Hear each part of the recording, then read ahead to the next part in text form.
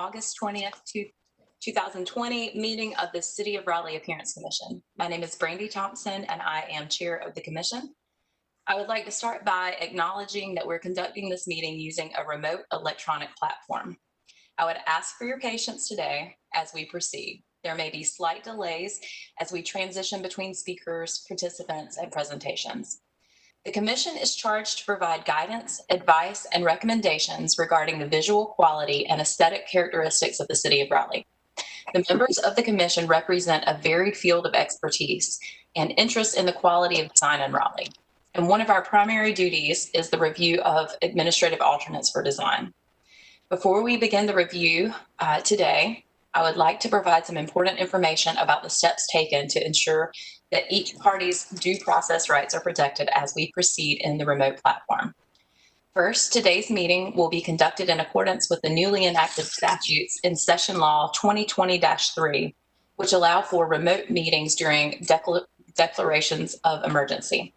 Second, each applicant on today's agenda was notified before being placed on the agenda that this meeting would be conducted using a remote electronic platform. Third, notice of this meeting was provided to the applicants and the public in numerous ways, well beyond the legal requirements for noticing this meeting. Specifically, notice of today's meeting was provided by mail to all property owners within 100 feet of each subject property. The mailed notices were sent in advance of the date set by law to provide such notice, and each notice letter notified the recipient of the remote meeting platform. Notice was also provided on the city's website. Each notice method was also done in advance of the legal requirement to provide such notice. The notices for today's meeting contained information about the means by which the public can access the remote meeting as the meeting occurs. Fourth, any individual wishing to participate in today's meeting was required to sign up prior to the meeting to participate. Information about this setup requirement, along with information about how to set up to participate or sign up to participate, was included in the mailed notice letter sent to each property owner within 100 feet of the subject property. This information was also included on the commission's website, and among other information, a link to the commission's website was included in all methods of notice. All individuals participating in today's meeting were also required to submit a copy of any presentation, document, exhibit, or other material that they wish to submit at the meeting prior to the meeting today. All materials that the city received from participants in today's cases, as well as a copy of the city staff presentations and documents, were posted online in board documents prior to this meeting. All materials that will be discussed today can be viewed at any time during today's meeting by visiting www.raleighNC.gov/appearance-commission and clicking the link to view the agenda. Before we begin, I'd like to introduce the city's new Planning and Development Director, Patrick Young. He recently began work with the city, and I would like to take a few minutes for a quick meet and greet with the commission. Welcome, Patrick. Thank you so much, Chair Thompson. Thank you, Chair Thompson. Pat Young, as you heard from the chair, really appreciate this opportunity to just very briefly introduce myself. Today is 30 days since I started. I started on July 20th as the new Director of Planning and Development. And I first want to thank you for the important work that you do. And like I said, for this opportunity, I've been over 25 years in the field of planning and development. I started my career as a project manager, so I've had experience as a user of the Appearance Commission process in the past, 21 years in North Carolina, and the last 12 working right down the road in Durham as director for the planning department there for the last 3 years. And prior to that, 8 years as assistant director for development. In Durham, we had an excellent Appearance Commission that had a lot of the same roles and duties that you all have and did a great job in helping preserve that city's urban design and character, and making sure that good design was foremost in the work that we did. And I know you all have done that role. I know you're taking on additional responsibilities with reviewing design alternates as quasi-judicial reviews. I know how challenging that can be. I've worked with boards for over 20 years that do that work. And just I want you to know that in that regard and in all your other work, my commitment is to work with our excellent staff to support you any way we can. My my guiding principles are honesty, open communication, and accountability, and that's what you'll get from me, and that's what you'll continue to get from our excellent staff. I will be setting up a meeting with Chair Thompson this week to hear more about the commission and its work, and any opportunities or challenges that she may wish to share, and I'll be available to you as needed going forward. So thank you for this opportunity, and good luck with the rest of your meeting. Thank you, Patrick. We are thrilled to have you here and look forward to working with you closely in the future. All right. Now I'd like to ask staff member Carter Pettibone to briefly explain for the participants how we will be conducting today's administrative alternate cases. Thank you. Today's meeting will proceed very similar to a regular meeting with a few minor adjustments. If at any time a participant has issues with the technology, please send a message to the moderator. Robin Den is moderating our meeting. The chat function has been disabled amongst participants, but you can directly message her. For each administrative alternate, a case city staff member will provide a brief introduction and presentation. The applicant will then be acknowledged and present their case and have 15 minutes to do so. Speakers for the applicant are asked to provide their name and address for the record. Following the presentation, the commission members will be given an opportunity to ask questions of the applicant staff. The commission will then hear from any other participants who would like to speak on the request. I don't believe we have any today. And then when all the comments from the applicant staff and the participants are complete, the commission chair will bring that back to the table for deliberation. And the commission will then, after deliberation, the chair will ask for a motion, which will take the form of a recommendation to the planning director for action on the request. The motion can be a recommendation for approval with conditions, or denial. The commission may also vote to defer the case to the next regular meeting, typically in order to receive additional information. And the commission will then vote with a voice vote. So I'll turn it back over to the commission chair to begin the administrative alternate reviews. Thanks, Carter. So we will now call the cases in the order that they appear on the agenda. And first up is case AAD-12-20. Lee, are you going to introducing that one for us?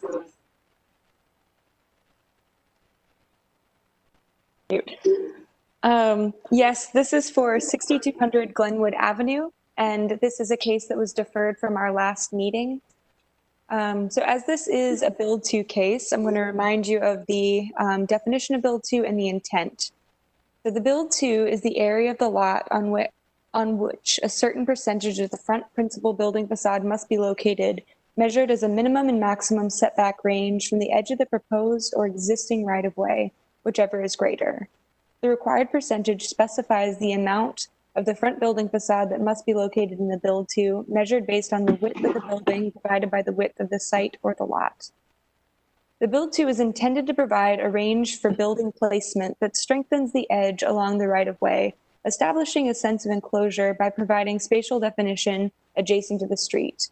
The building edge can be supplemented by architectural elements and certain tree plantings aligned in a formal rhythm. The harmonious placement of buildings to establish the street edge is a principal means by which the character of an area or district is defined. The Build 2 range is established to accommodate some flexibility in specific site design while maintaining the established street edge. So for this particular case, the applicant is proposing to develop a bank branch building within a commercial mixed-use 3-story parking limited district.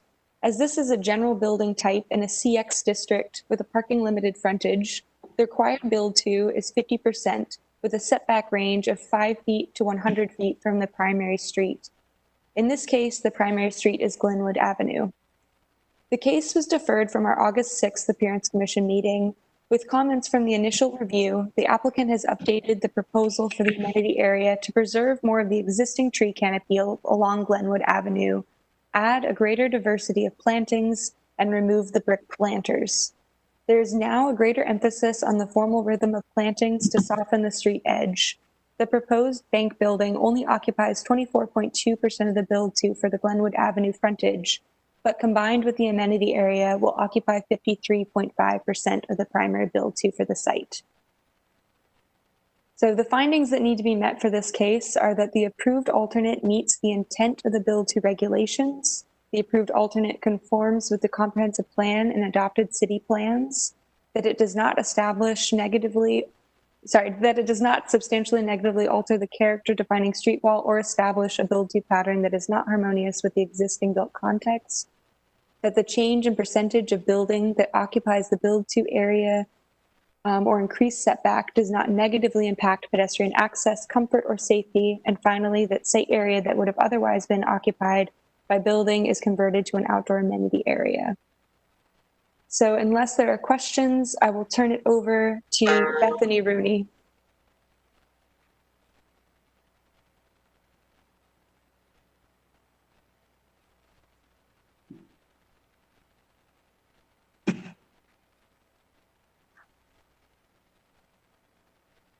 Could we unmute Bethany?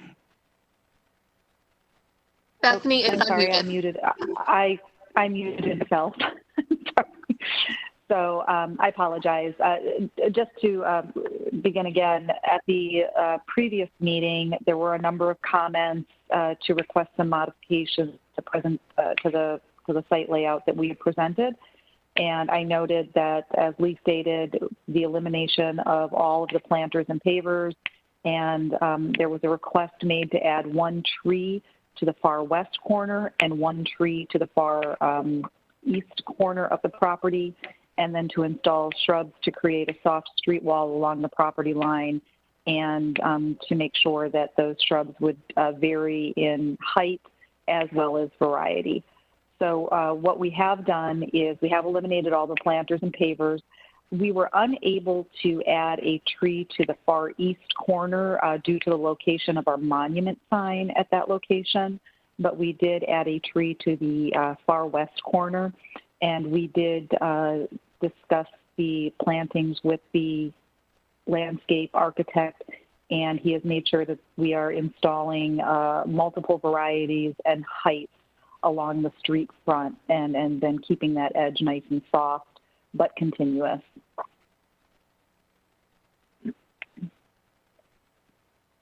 Does anybody have any questions?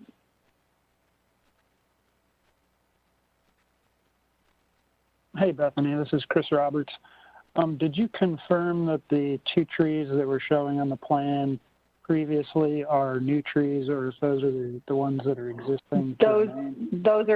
Those are existing and to remain. So any of the large trees that are currently on site will be remaining, and we will be installing an additional tree on the far west. And yeah.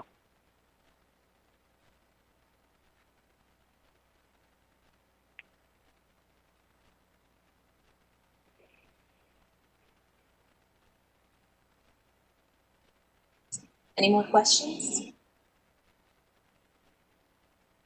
Okay, so I think I will table it. Carter, I noted that we didn't have anyone from the public to speak. So just to open it back up for discussion, first of all, I want to just commend the applicant for really heeding our recommendations in the last meeting. I really appreciate you looking at that again. And I think the landscape plan, particularly as presented today, is a much stronger plan. I think it'll be a much nicer amenity for both the building occupants as well as folks passing by. So thank you for that. Does anybody have any comments they want to make about it before we look at the findings?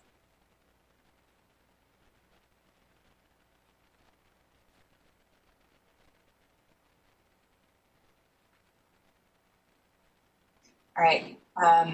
Not sure who's driving the screen. If that's you, Lee, can you take it back to, oh, you already did. You beat me to it. So let's go through these and obviously deliberate if we need to on any of them. The approved alternate meets the intent of the Build 2 regulations. So that's now on the screen for all of us to review.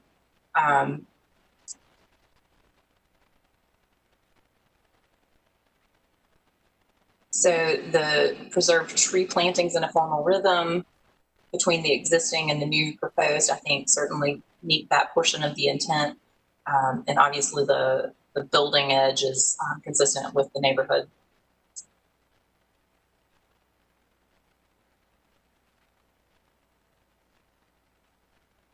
We can't see your screen. Whoever, if that's, Lee, is this your screen? Sorry. Here we go. No, Carter's the. Carter's driving. Yeah, he's Okay. the Come on, virtual Carter. podium. No problem. Carter, will you go back to the findings really quickly? We'll come right back here. So the approved alternate conforms with the comp plan and adopted city plans. Look at those. So to substantiate that, Carter, can you drive us back to those? There we go. I think policy UD 4.5, improving the street environment. UD 6.2, ensuring pedestrian comfort and convenience. Anyone else?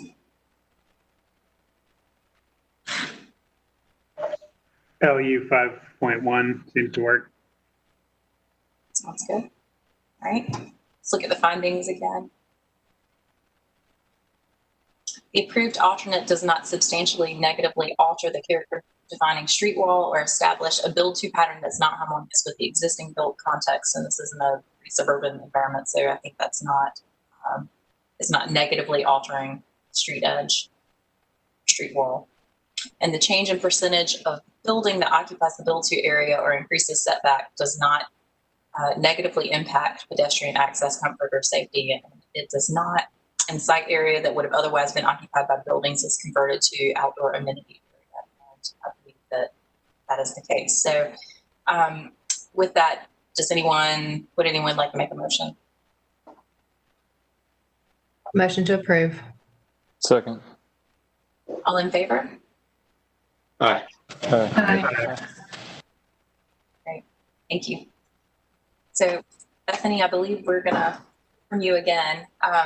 Next case is AAD-13-20 for 4917 Capitol Boulevard.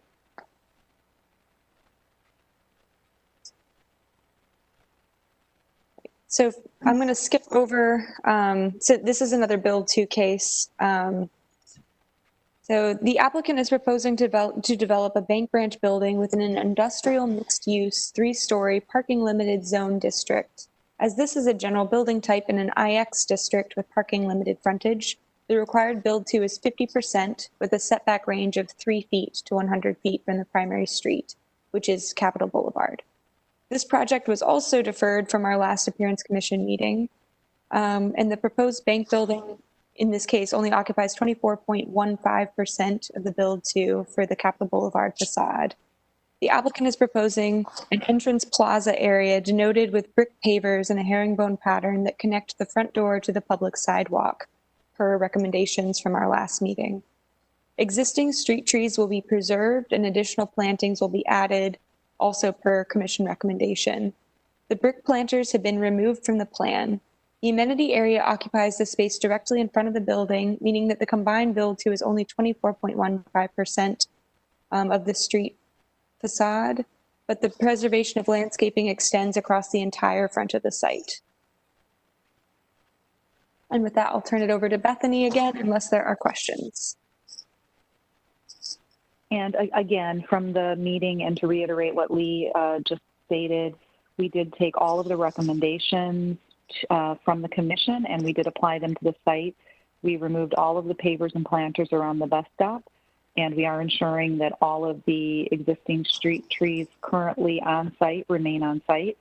We will be installing shrubs to create a soft street wall along the property line, and these shrubs will again be of multiple varieties and heights.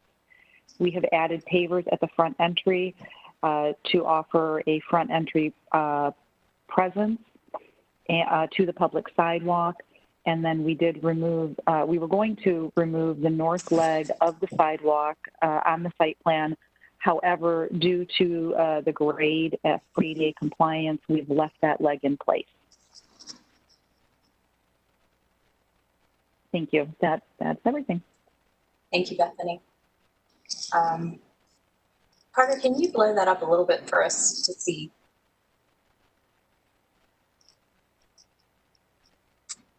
So again, I think this is a greatly improved plan from what we reviewed last meeting. I think the paver incorporation at the kind of entry area just makes a lot more sense. And I think it provides sort of a sense of arrival if you're a pedestrian accessing this building. And the plantings certainly soften the street between the building and the street. Does anyone have any comments about it? Were the new plantings between the existing sidewalk and the new sidewalk, is that because of grade? Is that what we're saying? It looks like there's just one layer of plantings there. I don't know. I'm sorry, could you state that again? There looks like there's one row of, I can't tell what they are. It's like some small plantings between the new sidewalk and the existing sidewalk. Yeah. Just wondering if that is because of grade, trying to pick up grade. Is that a ramp or is that, there's a reason those are right there. Just for separation there between the new sidewalk and the old sidewalk. I think we don't want to have, there'll be a slight grade change there. So we didn't want to, we wouldn't want a little bit of a drop off there. And since we weren't going to be interconnecting them, we needed something for that transition. Gotcha.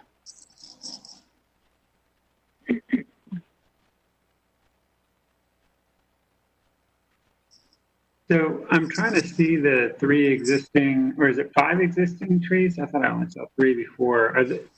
On that plan, I think I see them, but then I see a dashed line that looks like a critical root zone dashed line. I'm just trying to figure out what's what there. And then there's a proposed tree. One proposed tree? No, hold on, let me just pull that up real quick.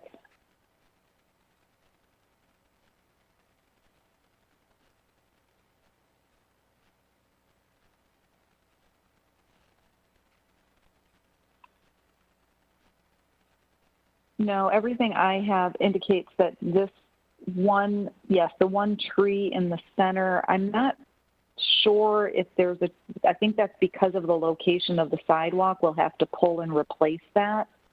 If I'm not mistaken, let me pull it up. Let me just make sure that I'm not misstating that. No, that's not the one. We shouldn't be replacing any trees. So if that's not denoted correctly, I apologize, but that we shouldn't be replacing any of those trees. All of those trees appear to be in good condition. So we were going to just leave all of the trees that were existing along the front there. So if that's not correctly denoted, I'll have that corrected. Okay, yeah, that'd be great, because I think I see your 5 existing trees. I don't know, I thought I only saw 3 out there, but then I see this one proposed one. So I think we just want to make it really clear. I don't think there's a need to add any trees or take away any trees. Just add the shrubs and ground cover layers. No, you're absolutely right. And yes, there are 5 existing trees out there currently. Okay.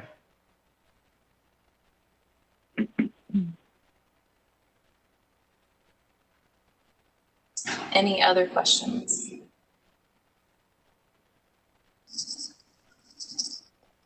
Okay. So we also have had no one from the public to sign up to speak on this case. So I'll bring it to the table for further conversation. So if everybody's open to it, I'm just going to say that we just run through the findings. Again, I'm thankful and appreciative that Bethany and her team have listened to and responded to our comments from last meeting. So the first finding is the approved alternate meets the intent of the build to, and I'm gonna give everybody a minute just to read through this and make sure y'all feel it supports that.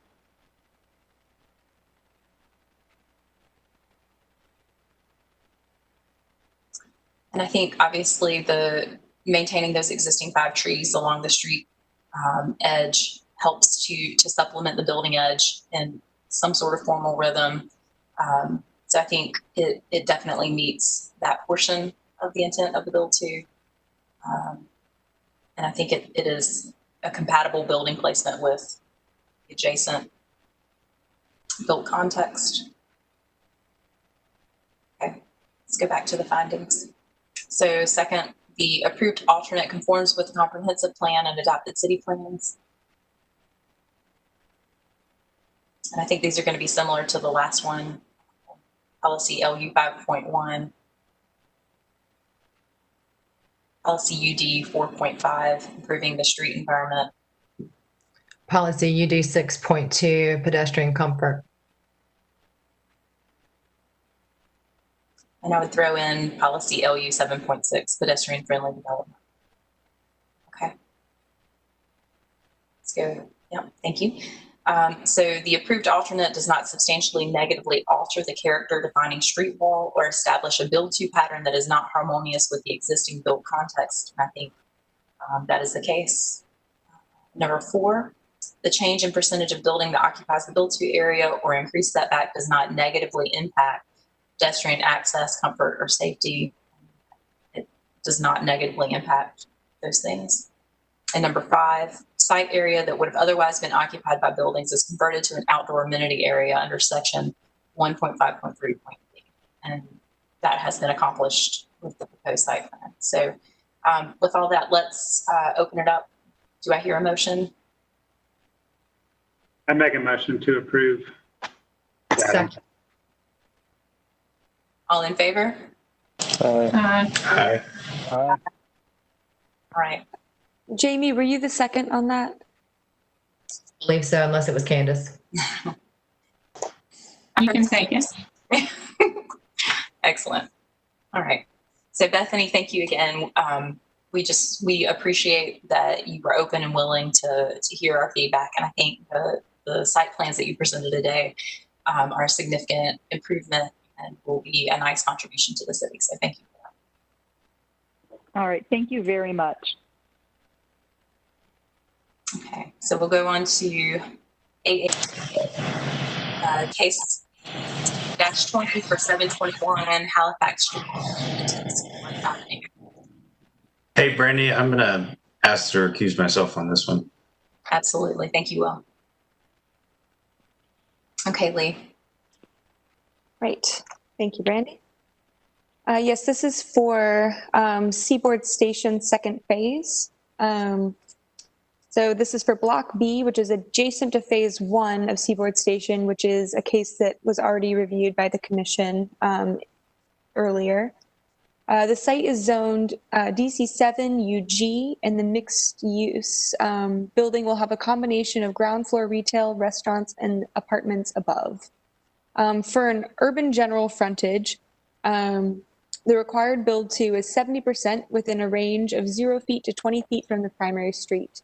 But due to a Duke Power transmission line easement, the block face along Halifax Street, which is the primary street, will have a larger setback of 29 feet, with 0% of the building face occupying the build-to range. The applicant is proposing to place an amenity area along Halifax Street that will consist of sidewalks, outdoor cafe space, seating areas, and plaza space. The proposed amenity area will occupy 94% of the build-to.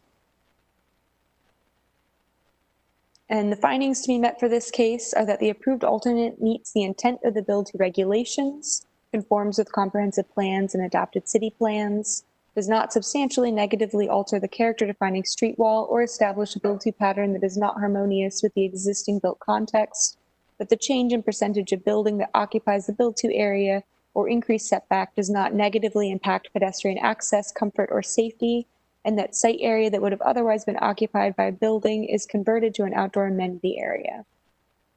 So if there are no questions from the Commission, I'm going to turn it over to Joe to present on behalf of the Seaboard Station project. Thank you, Lee. Good afternoon. My name is Joe Pung of 223 Southwest Street, Suite 1100. That's Raleigh, North Carolina, 27603. And so I'm basically here presenting for ask for an alternate to build to along Halifax Street for Seaboard Station Block B. And we went through a lot of the introductory parts, so I think the first few slides we can sort of get through pretty quick. This is mostly a context map showing Block B is there in red. It's just to the west of Peace College. On this image, you can see the yellow line is the Duke Energy transmission line easement. Duke does not allow any kind of building or anything within their easement. Next slide. This is an enlargement of that. Our site is outlined in red there. And you can see on the image on the bottom right, that's one of the transmission line poles. And then the lines continue up Halifax Street. Next slide. And then this is our proposed site plan. You can see the transmission lines in yellow. The portion of the easement that is on our property is in green. And then the 20-foot max build to is the red dashed line.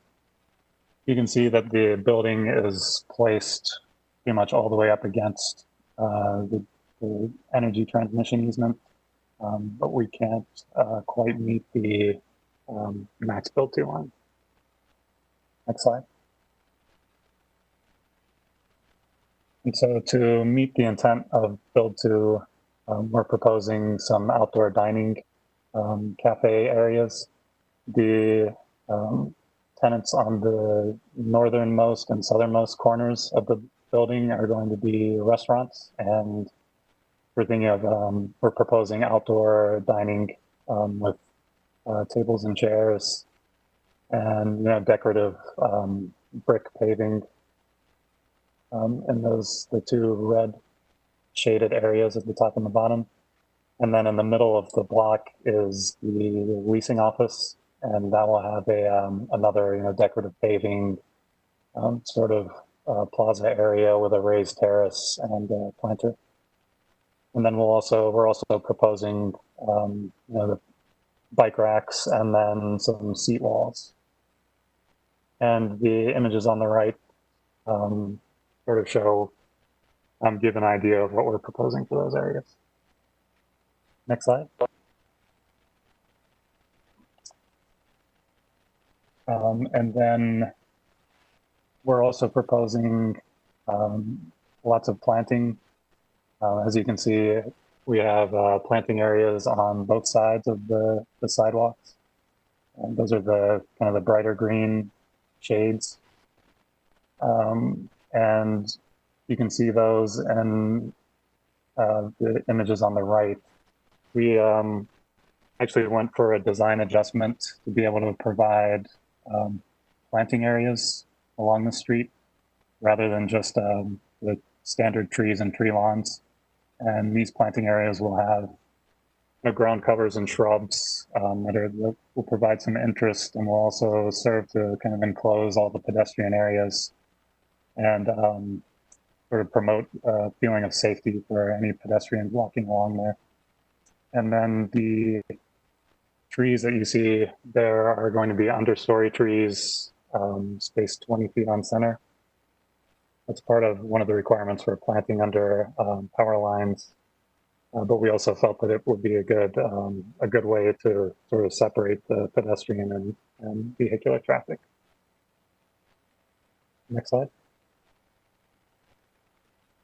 And then this is an elevation of the building from Halifax. You can see on the far left and far right, those are the two restaurant spaces, which have, they'll have different building materials, mostly to draw pedestrians' attention to clear entrances to where to direct pedestrians. And then in the center is the leasing office, which will also be a brick, a different material. Next slide. And then these were some quick model images showing the building, the proximity to the power lines, which you can kind of see above the trees. And then that's sort of an accurate representation of the trees 20 feet on center and the planting areas. We didn't include any plants in these images, but just to kind of give you an idea of how all this will lay out. And then also the dining spaces. Next slide. And then this is an image from Franklin Street looking south. You see some seat walls and some more outdoor cafe space, and then the trees and the Duke easement lines. And for that, please let me know if you have any questions.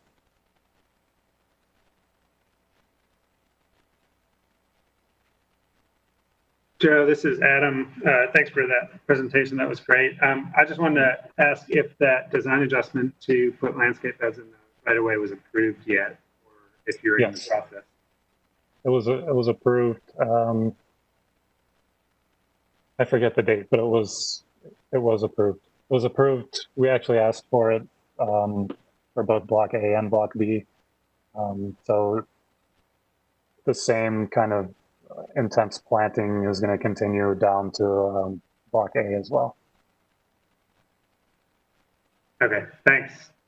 Yep. Is that that will be plantings and not some kind of stormwater device? Correct. Okay. Well, I just want to say congratulations for going through the design adjustment. I think that would be a huge positive for the street along that area. So I'm just gonna, I really support that. I appreciate the extra effort for that. Yeah, it looks great. Thank you. Absolutely.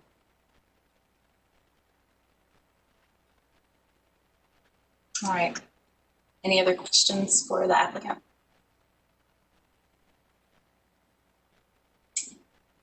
Okay, and so obviously we don't have anyone from the public for this either, so I'll table it. Let's have a little bit of discussion if we think that's useful. I do also want to echo what I've heard so far, that this is a really nice treatment of an area that is going to significantly contribute to the vibrancy and the life of the street. So it's taken the requirement for this amenity space and actually making a really nice amenity space. So we commend you for that, and just appreciate your attention to that detail, and just the high design that you've brought to it.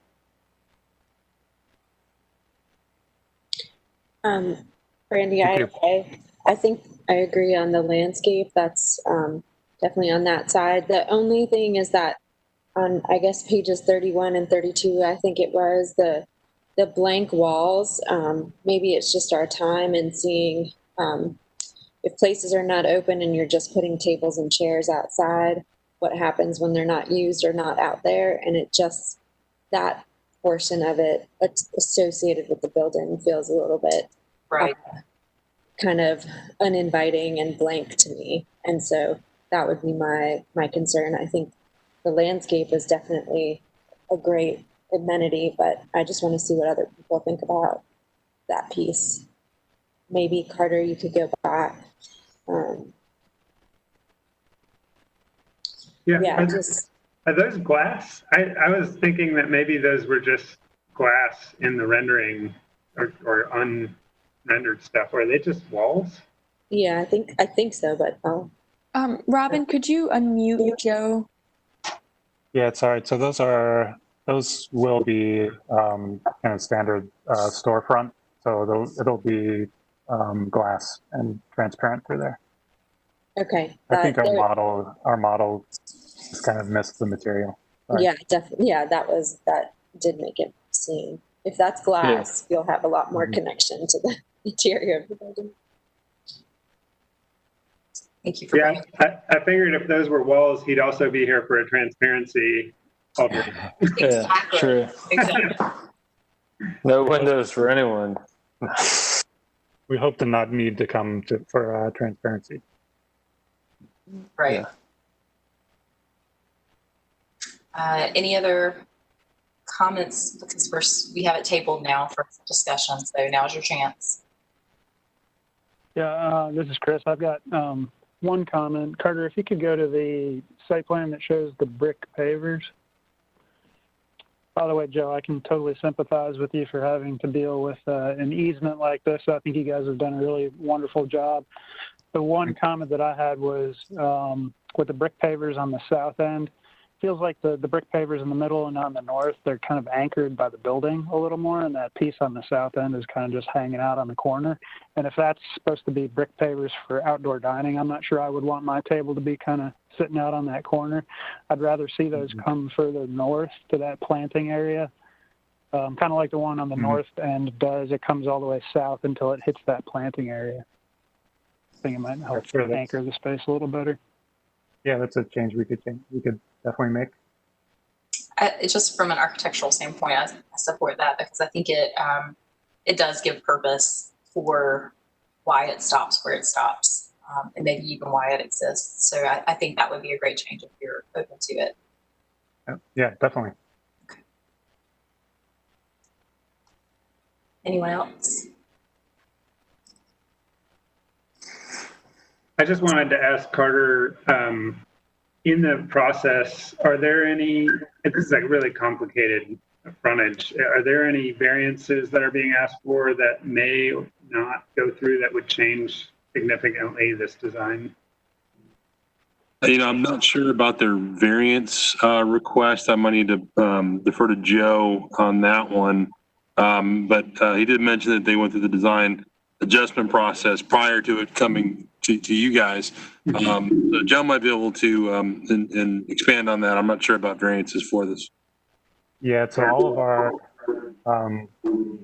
design adjustments have been approved, and we're not planning on making any more.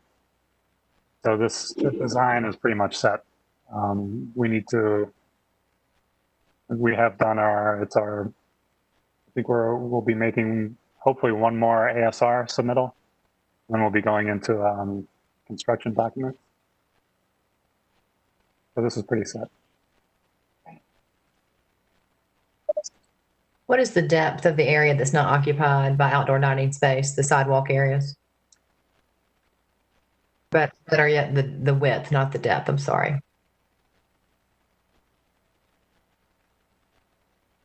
You mean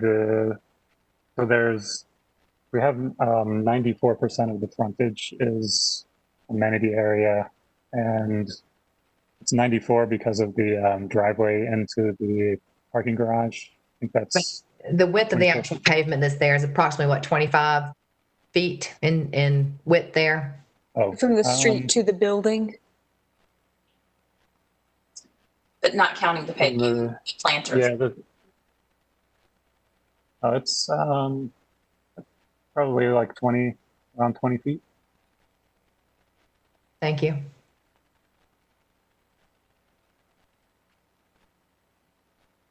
Anyone else?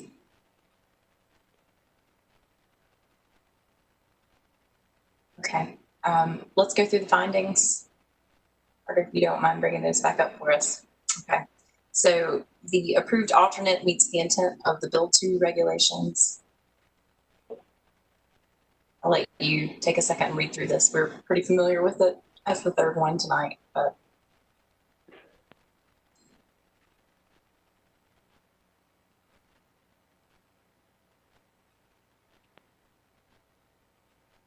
So I think in this case, instead of formal tree rhythms, I think there are sort of landscape elements that could also be architectural elements in the form of the planters and the paving and the patterning that creates a really nice sort of usable space.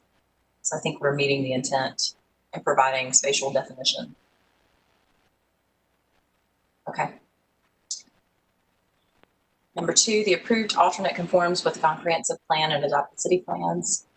Substantiate this. Policy LU 2.1 placemaking. UD 4.5, improving the street environment. Yes. Policy UD 3.4. Sorry. UD 3.4, enhanced sidewalks. UD 6.2, ensuring pedestrian comfort.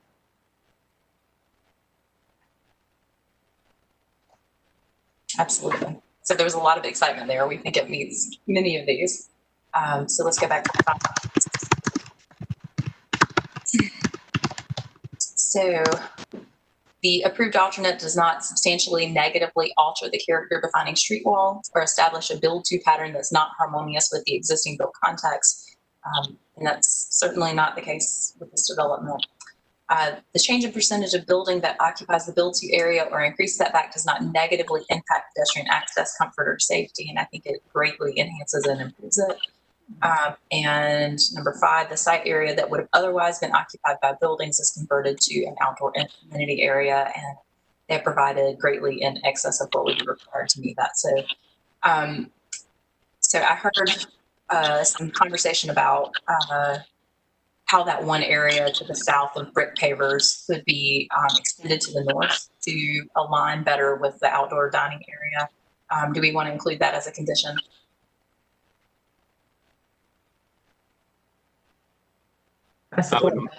I would support that. Okay. Yeah, I would too. I said, okay, so do I hear a motion to approve with that condition? I'll motion to approve that condition. Second. All in favor? Aye. Aye. Aye. Aye. Okay, Lee and Carter, do you need us to word that specifically for you, or did I do a fair enough job that you were able to work with?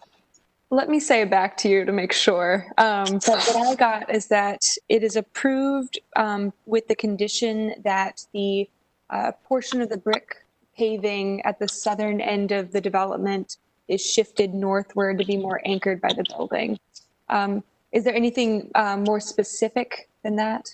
I think instead of shifted, we want to say extended. So it can say Extended, okay. but that northern edge of it needs to be extended northward. Brandy, can we put notation in there with regards to being comparable to that of the opposing end? Yeah, Sure. similar to Plan North. Okay, perfect. Does that work? Yes. Great, thank you. Thank you for clarifying. Sure, thank you.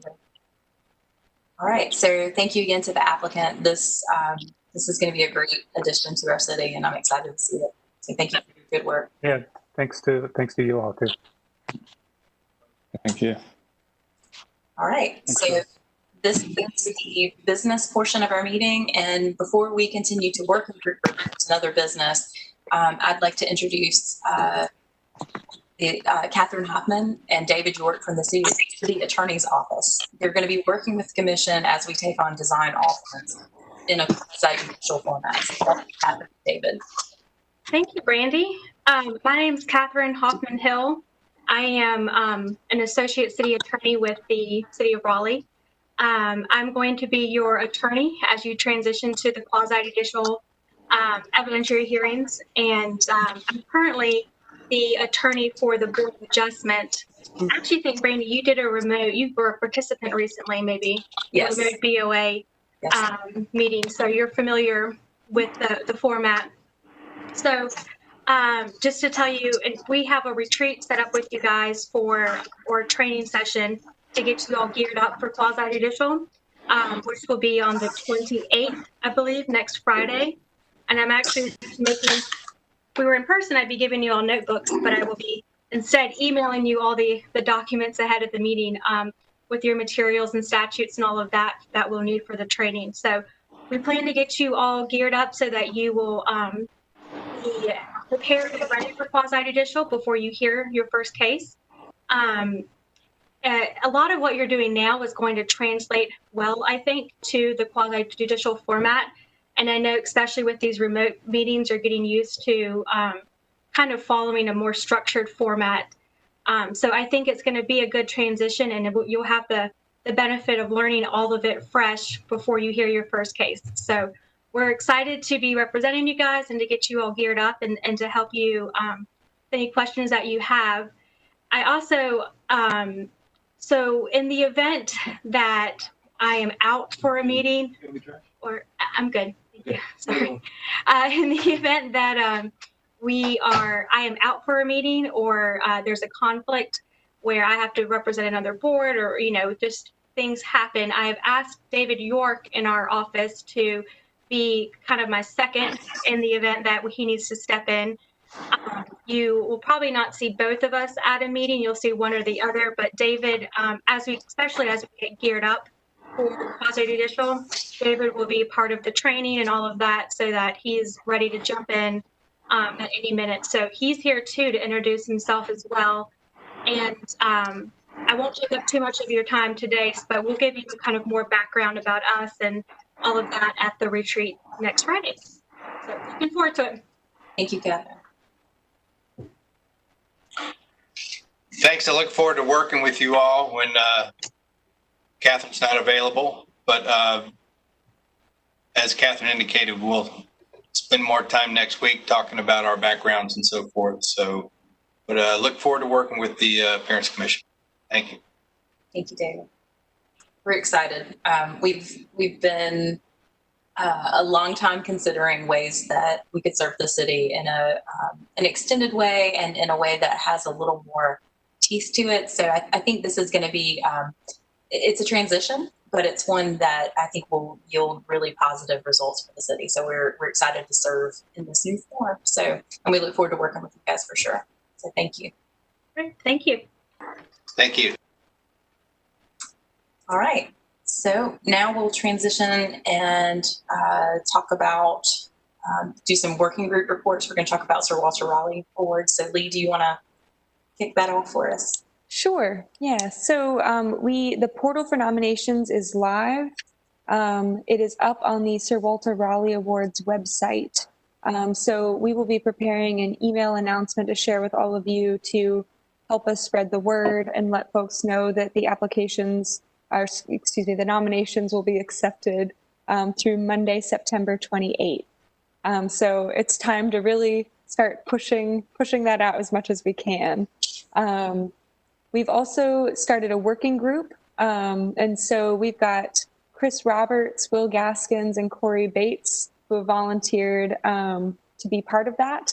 There are still open spots if anyone else wants to hop on board. We would love to have some extra help with this. Yes. Come on, everybody. So in that working group, we're going to be discussing how we're going to launch the certificate design competition and what that's going to look like this year as we're on a tighter schedule.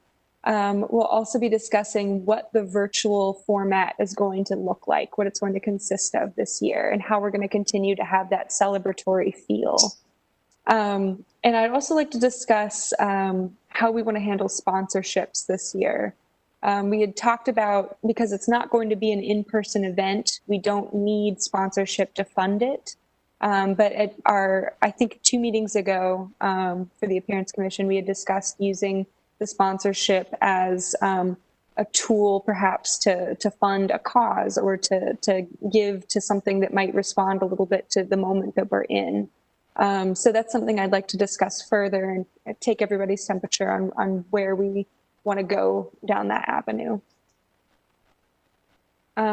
So if there are any people who'd like to be included in that working group, please let me know. We're hoping to get together sometime next week to get some of these questions answered so that we can keep the process rolling smoothly. And also, if anybody would like to serve on the jury, that would be welcome as well. I think it's better to hear volunteers than us having to start calling out names. Yes, that's right. Especially folks who've had experience with this in the past would be more than welcome. So I'm certainly happy to help. I feel like things are screaming all the time these days, but whatever I can do to help support the group, I will gladly do. So you can put my name down. Great. Thank you, Brandy. Sure.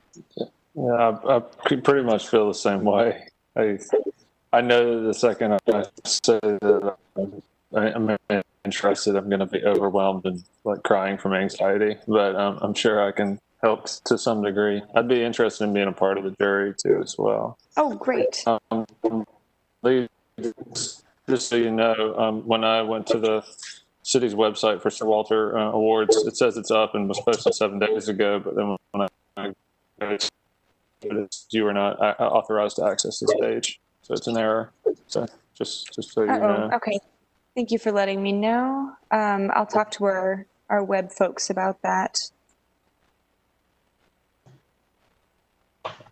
And I will just mention that if you haven't been on the jury before, it is a really cool thing to get to do, I think. And you learn so much about, the background of the developments and why, their stories. So if there's anyone, I'm always happy to serve on the jury, but I want to give other people an opportunity. It's a really fun thing to get to do. And it's just like one afternoon. Yeah. It's also a great way to meet some folks from other boards and commissions at the city. I'll jump on a jury. All right, Megan, thank you. Lee, Carter, I don't know how you guys are going to conduct it this year, but if I enjoyed sitting and chairing and navigating through that with the jury bit last year, I don't necessarily want to be on the jury, but I'll help get them across the finish line. So if need be. Wonderful.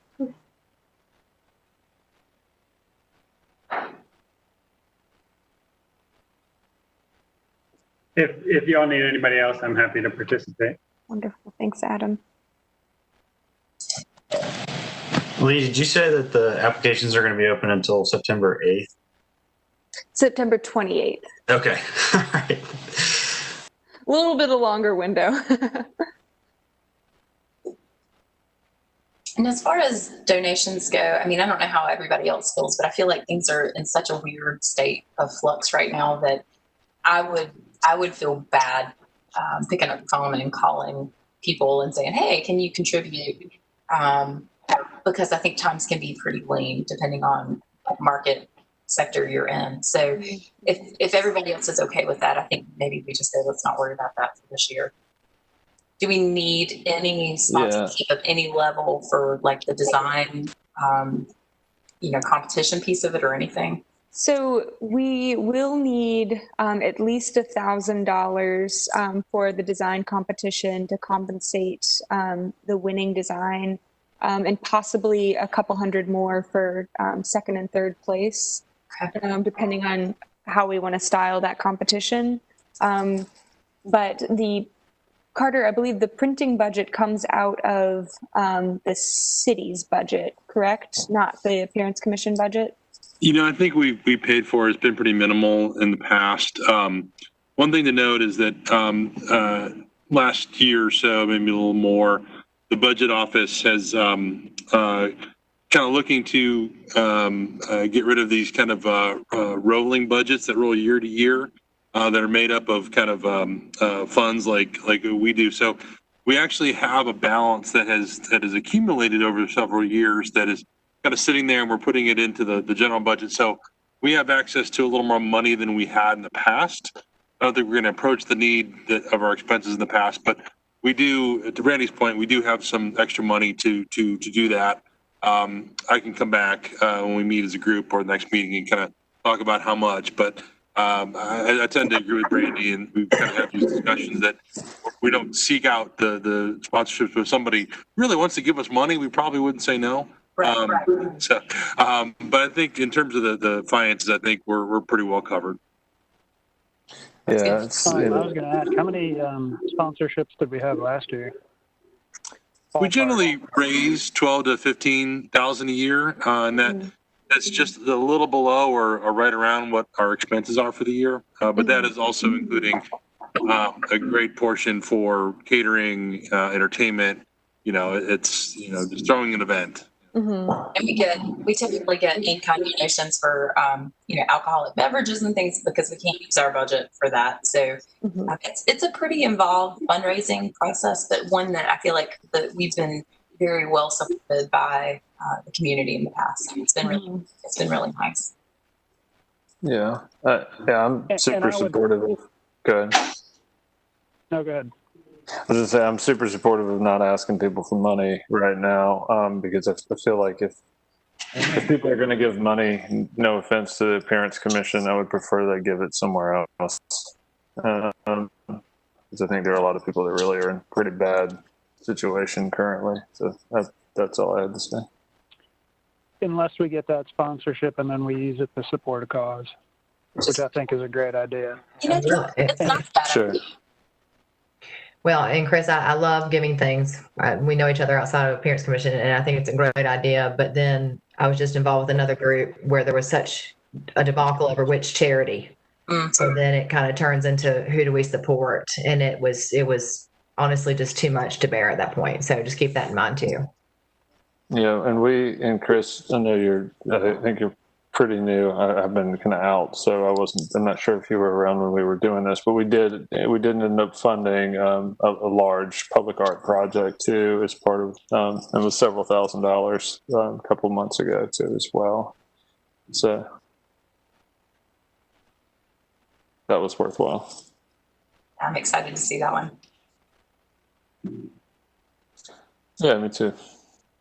Lee, is there anything else that we need to do before we move on to the next thing tonight? I think that is it for now.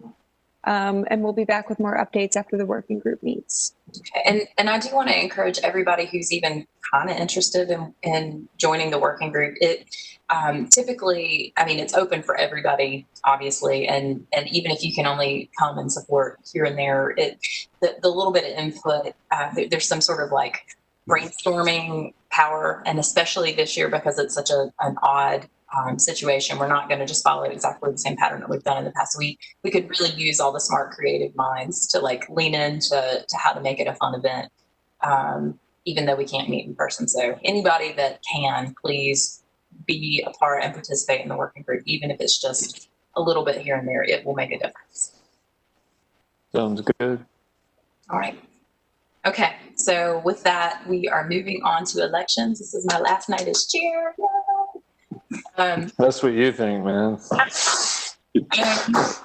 I get to just participate, and that's going to be a lot of fun for a while until I get voted off by the next appointee. So we have had nominations for the last couple of weeks, and the two names that have come forward who are willing to serve in this capacity are Candace Andre and Corey Bates. And I just am going to say both of you guys, and I've said this individually to you, you are both just more than qualified and equipped to serve in either the chair or the vice chair role. So you have my endorsement and support. Neither of you, like I had the toughest time getting anybody to say, sure, I'll let my name run for the chair or I'll let my name run for vice chair. So I'm gonna recommend that we have a sort of vote for each office, and we let each name run on each office. Is that okay with everyone? Randy, if I can join in, we do specify in the bylaws that if there's other nominations from the floor. Yes. Today you can take those as well. So yeah, that's a very good point. So if there's anyone else who wants to make a nomination now, it's not too late. So feel free to throw names out there. We did get more nominations than the two that were brought forward, but for other reasons, the people didn't feel like they were able to serve in that capacity, or maybe from a time crunch or something. So just keep that in mind as well. Is anybody else that's not dying to do this? It's a good way to ask the question. Because I had a couple of people in mind, and two of them have already been nominated. But I'm just curious if others, as I didn't want to nominate somebody without talking to them, see if they were interested. So let's see if I can throw. So Chad Parker was also nominated, but he felt like just at the moment it would be tough for him to be sure that he could commit to, the full. It's just a time commitment. So that was that. And I think, and Jamie was also nominated, but she's rolling off the commission coming up really soon. So she was happy to let others participate. So if you want to make another nomination, now you have all the information that I have. Gotcha. Yeah, I was going to try and nominate Jamie, but she's already rolling out. I don't know what we're going to do without you guys. I'll just show up periodically like the randos at the Zoom meetings. I'll just pop in like, hey. Yeah, just Zoom bomb. Yeah. Zoom bomb, yeah, that's right. That's good. All right. So I'm going to take silence as a vote to move forward. So let's start with chair. And I think we were instructed by our sort of legal counsel that we can't do a vote anonymously like we've done in the past, which is very nice and polite. We have to do it by show of hands. So you have to be not ashamed. And again, like I said, I feel like both of these candidates are absolutely qualified for either. So I think we're going to be fine. So let's start with chair. Everyone who would like to cast a vote for Corey, let me see your, and as chair, I'm not going to vote because I will be the tiebreaker if we need one. So, okay. Everyone for Corey for chair, let me see your hand now.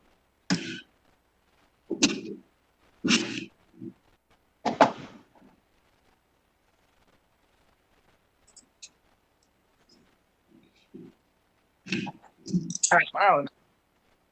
All right, everyone. Candace for chair, let me see your hand now, please.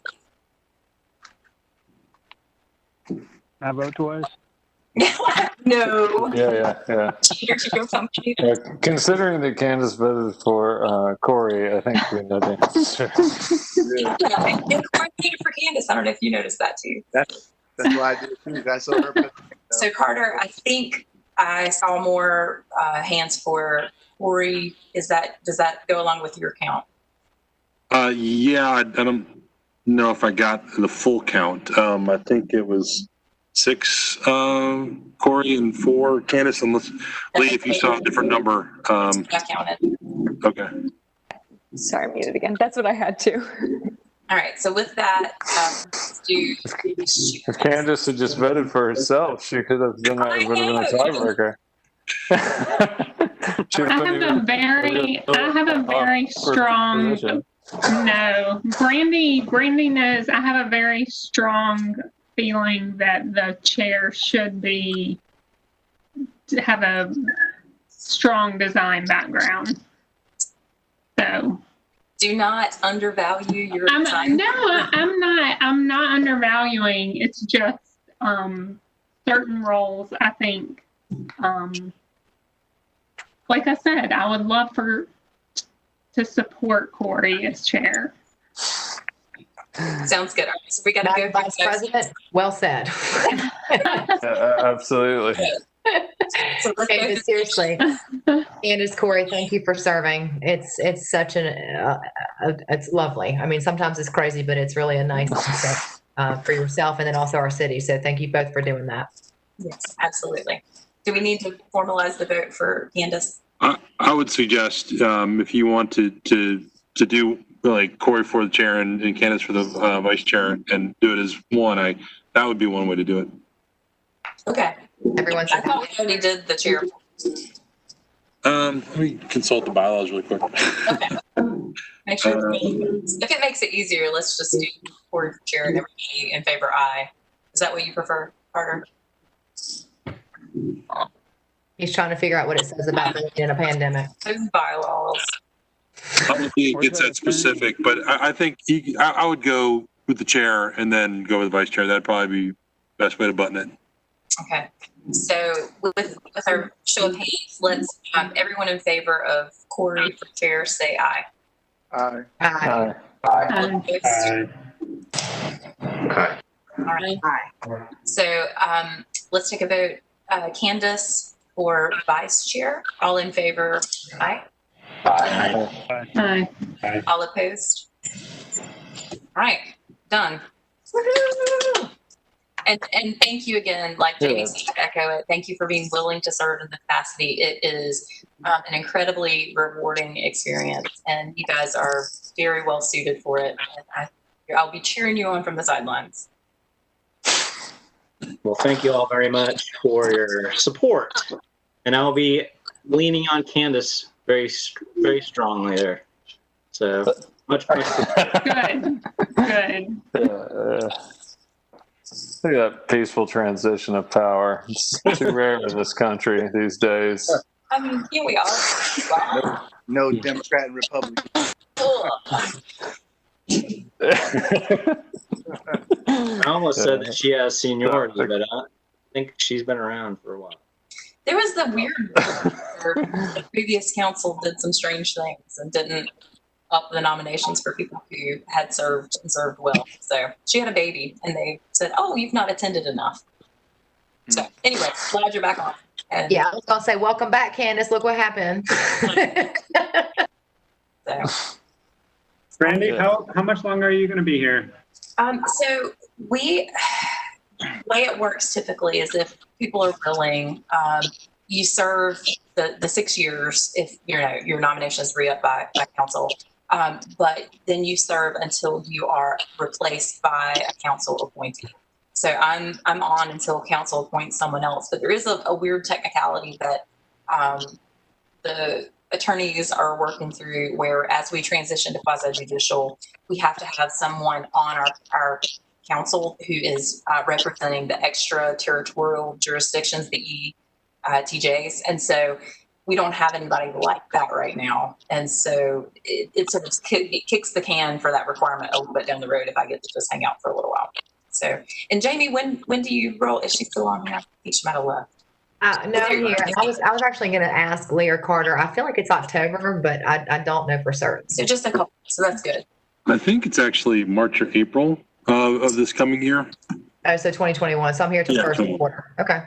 And so what Brandy mentioned about the extraterritorial jurisdiction member is that we need to have one by basically June 30th of next year. So it could be either to replace Brandy's spot or Jamie's spot when that comes up in in March. And God forbid someone else steps down on a position that's not term limited.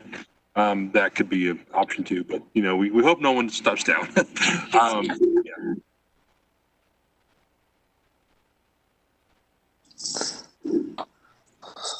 So I think we need to approve the minutes from our last meeting.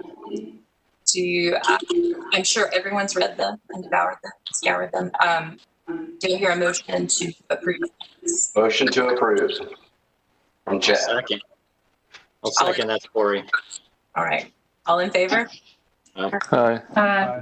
All right. Woohoo! You get to lead the next one, Corey. Wow. Great. Hey, Brandy, we've got a strong say something to the broader group. Yeah, go ahead. Absolutely. So, one, thank you for the nomination, but just one thing that I think we're going to see, and the reason that I told Brandy is I'm probably not going to have time to do this, is I think that this group is going to be at the forefront of an eclipse of Raleigh and the Triangle. There's a lot of people on this call that know everything that I know, that the next 2, 5, 7 years is really going to define a generation of design, architecture, landscape architecture, and development. And so everyone, even though it seems like a weird time right now, we're going through this, debacle. Starting next year, you're going to see a lot of stuff happening. You're going to see a lot of companies relocating. You're going to see a lot of great things that are really going to drive what we look like for the next 25 years. And everyone needs to understand that there's a lot of responsibility on our shoulders. And we need to be thinking, I say this every time, we need to be thinking about the gray. It's not about the black and white, it's the interpretation. And this group has a lot of really smart people that I trust. And I was on a call today with a group out of New York, and they were asking about the Appearance Commission because what they're trying to do is a little bit outside the norm. I said, honestly, I may not agree with everything we do or say, but I full on trust that it's coming from the right place and respect everyone's opinion. And so with that, I would just say, as we move into the next chapter of who and what we are, just having respect for everyone's opinion, knowing that we're all coming at it with the best intent for Raleigh, and that we get to shape and we get to help write the next chapter of Raleigh. And that's a pretty powerful thing. And so, you don't need a soapbox speech, but just know where we are and know what we're doing and be really proud of it. And let's just own it and let's lean into it. Absolutely. All that's really well said. I am excited with our current council, with the sort of development climate that's happening right now, and with the makeup of this group. I think between all of those things, the city is just going to be served really well. Design will be at the front, and I think that's incredibly important, and Raleigh will benefit because of it. So good job. All right, good to Awesome. Well, thank you guys. And Brandy, real quick, everybody, I'll keep it very brief for a variety of reasons. Thank you for thinking of me in the last couple of weeks. So thank you. Thank you, Jane. Absolutely. Hugs and love. All right. Thank you, everybody. We'll see you next time, okay? All right. All right. Bye. Thank you all. Awesome. Thank you, guys. Stay safe. Thank